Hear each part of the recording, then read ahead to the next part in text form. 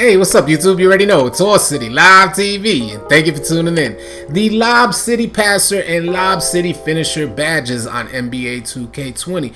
Should you guys be wasting badge points on these badges? Badge distribution. Well, badge point distribution is key for NBA 2K20. So I got this gameplay in the background to kind of showcase what me and my homie Turk do out there. Now, he's an offensive threat, he's running the point guard position, and he does not have Lob City Passer equipped. I'm also a point guard, but I'm running the two-way slashing playmaker, and I do not have Lob City Finisher equipped. Now, Lob City Passer is supposed to add an attribute bonus, and I'm not sure if it's for each, but first of all, Lob City Passer adds an attribute bonus to both the passer and also the finisher. Now, I'm not sure if it's for each badge level, but if it is for each badge level, then when it gets to Hall of Fame, that's +4 on your passing and finishing in order to successfully complete alley-oops. Lob City Finisher improves your ability to complete alley-oops, so it's only for the actual finisher. But I got this gameplay in the background to showcase what me and my homie do out there without these badges equipped. So hopefully you guys can kind of come to your own conclusion on whether or not you should equip these badges. I know some people say the badges unlock particular animations, and I've seen them out there, but what does that do to your win percentage? How, if badge distribution is key for NBA 2K20, badge point distribution, then if you guys watch this gameplay closely in the background, you say, well, man, if you're completing at that high rate, if you're completing alley-oops without the badges at that level, then should I really waste my badge points on these badges? I want you guys to come to your own conclusion. Before we continue, I want to say to you all, man, what a ride, man. What a ride this has been. I started uploading to the channel.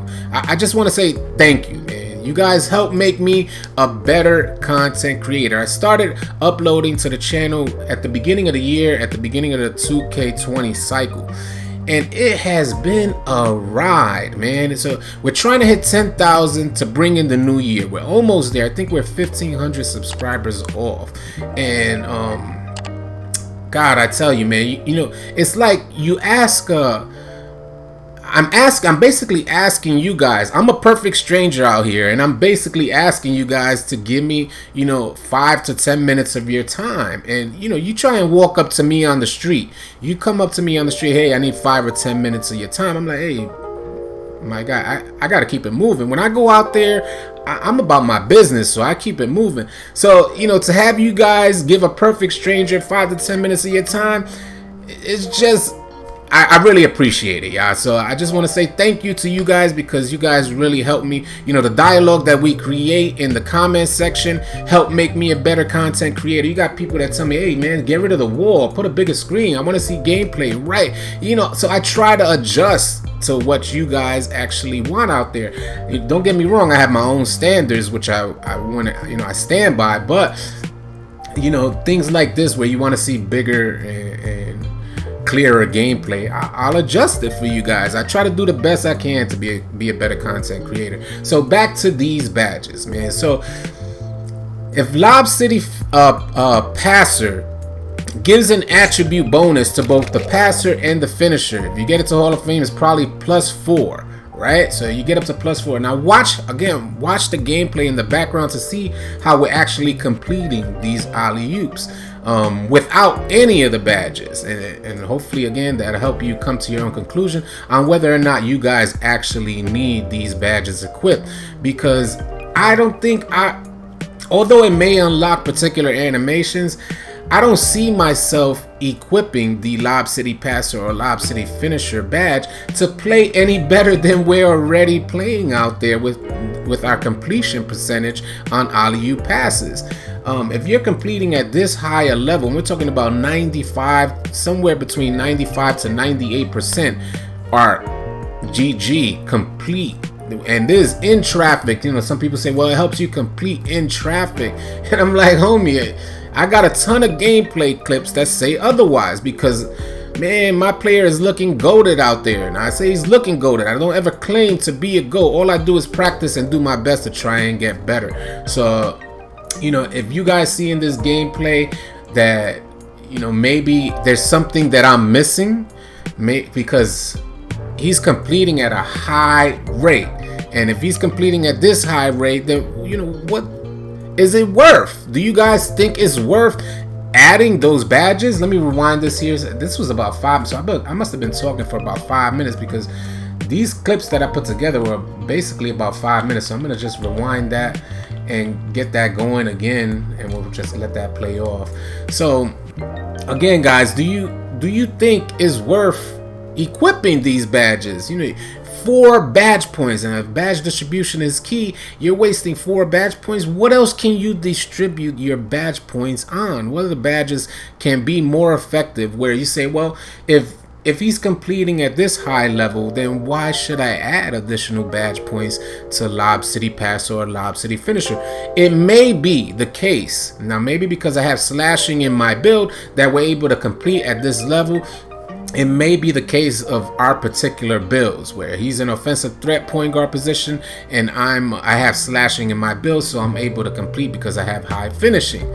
What if maybe, you know, you're playing with players that don't necessarily have high finishing? I say if you're playing with players that don't necessarily have high finishing, then they shouldn't be attacking the rack anyway. You should redevelop a different strategy. And if badge distribution or badge point distribution is key, then you might want to consider, you know, a different approach or strategy for your offensive scheme. So you know, again, it's like, well, if the badge is made for non-finishing builds, you know, if it's more effective for non-finishing builds, then, you know, I don't really know if you guys should be considering, you know, attacking the rack or throwing alley-oops consistently, because the finishing attributes will kind of hurt your badge. So if you have a low amount of finishing attributes, that's going to actually, you know, your badge is only going to make up so much. You know, you're not going to turn into a GOAT because you put on Lob City Passer or Lob City Finisher. I don't see that happening. Although they may unlock particular animations or help you finish in contact or with contact, my player is finishing through contact. You're talking about 2 or 3 people catching alley-oops and just boofing the thing, man. He's just banging. It's just how he's doing out there. So if my player is banging like that and he's only 6'5", the minimal he has minimum weight at 6'5", and he's just through contact going crazy out there on those alley-oops, then I don't know if it's necessarily, you know, something you guys should consider. You know, you guys come to your own conclusion, but I don't know if it's something that you guys should waste badge points on. I would love to hear your feedback on this. Another thing that I want to talk about is it has a lot to do with the IQ of your point guard. If I'm not running with the homie Turk, he has this tremendous amount of passing IQ, and it's something that, man, I can't. It's hard because you run with different people, and all of a sudden your points just drop tremendously. The passes that come to you drop tremendously, and it's a matter of IQ out there. You know, having that passing IQ, it's not easy. You don't just go out there and double tap triangle and hopefully your player takes off. That's where Lob City Passer and Lob City Finisher may be effective for a point guard that doesn't have the passing IQ. But if you're running with a point guard that has this tremendous amount of passing IQ and the ability to throw the alley-oops at the right time, setting you up perfectly for you to launch, take that launch pad up and catch the alley-oop, is a gigantic, huge factor in catching and completing these alley-oops. Whether or not there's traffic or not, it doesn't matter. It's a matter of the point guard IQ passing the rock. If you're not familiar with our Discord, the link will be in the description below. This is how we stay in contact offline. And also, if you want to join our live stream, come check us out and see what we do live. Pull up or play with us. It doesn't matter. We're always available. So you join our Discord, you can connect with us through our live stream, find out when we're going live or whatnot. But like I said, whether it's Pro-Am 3v3, Pro-Am 5v5, Rec, Park, if the passing IQ is there and you got some type of slashing in your build, that's a GG, coach. Your player's gonna finish out there. You just need the point guard to throw these alley-oops at the right time. Now again, if you don't have a point guard that doesn't know how to throw these alley-oops, then having Lob City Passer or Lob City Finisher is also, again, a waste of badge points, because the point guard does not have the IQ or the ability to throw these passes at the right time, and just double tapping triangle is not gonna be effective for you guys. So another consideration that you guys may want to take, something that, or you guys may want to practice, if you just watch gameplay like these, or have your point guard come through and watch gameplay like what we have here. I'm going to rewind this one more time. I'm sure we're not going to go past this last here. Let me rewind that quickly. I'm sure we're not going to be past this one here. I'll just let that play off.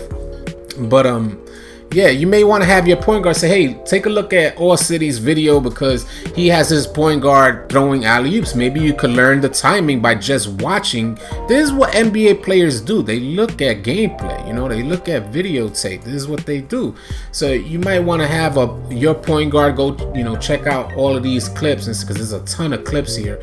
So have him come check out these clips and say, hey, well, this way, when and where you should be throwing your alley-oop passes. Or if you're a point guard and you have a slasher, say, hey, well, check out All City. He's slashing. Watch how he cuts to the rack. Watch how he takes back doors, or how he fills lanes on the fast break, because that's super important as well. There's so many times where me and Turk are running straight down the middle, and I so happen to break off because I want to catch the alley-oop pass, which I know he already has in mind. Remember, alley-oop passes are the way to rep up quick.